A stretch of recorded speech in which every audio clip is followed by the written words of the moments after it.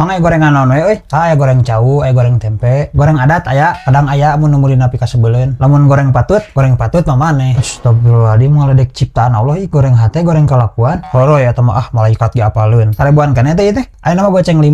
Heuh. Sarebuan keneh berarti emang heueuh. Mun meuli gocengan nyokotna 5 sia ulah jadi nyokot 10. Astagfirullahaladzim, ieu tukang gorengan keur mah goreng hate, goreng sangka deh ka batur teh. Can dina suku loba tapakan, tapak budak, tapak budug. Aduh, goreng bawang ongkoh deh. Sok goreng naon deui lah kagok. Goreng gawe naon. Ieu tuh kuduna nyieun goreng tempe malah jadi bala-bala. Memang bala-bala setan eta mah lain salah nyieun. Bener euy, ieu mah tukang gorengan pangalengkapna saalam dunia.